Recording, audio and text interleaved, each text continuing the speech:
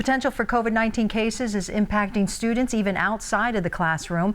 High school football programs in Pima County could be at risk of having their seasons delayed. The county's health department says benchmarks aren't where they should be for full contact sports to resume. Rogelio Mares joins us live from Push Ridge Academy with the details. Rogelio.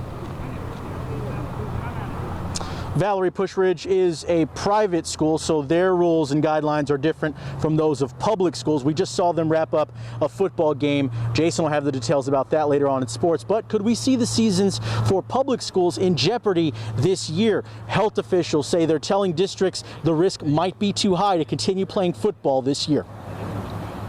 In a statement from Pima County's Health Department, Director Dr. Teresa Collins says conversations are ongoing between high school athletic programs, health officials, and school districts. Collins says the Arizona Interscholastic Association, that's the group that governs school sports in the state, had the same guidelines as states on all aspects of COVID-19 except one: the definition of minimal community spread. Now, that's the condition that would need to be met for schools to continue contact sports. So what does it all mean?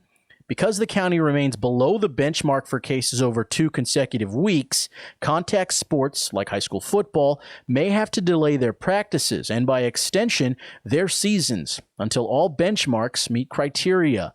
KGUN 9 reached out to the biggest district in the county, TUSD. A district spokesperson says because they're all in fall break, they're not able to provide a statement at this time. Tucson High School football coach Justin Argraves gave KGUN 9 a comment via phone call.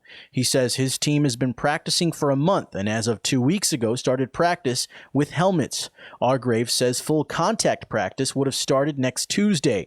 Of his 50 or so varsity players, Argraves says 20 are seniors. While he says he feels for every player on its program, he says it's hardest on his seniors. The county's health department says it only provides guidance to districts and that ultimately the decision rests with them. Rogelio Mares, KGUN 9, on your side.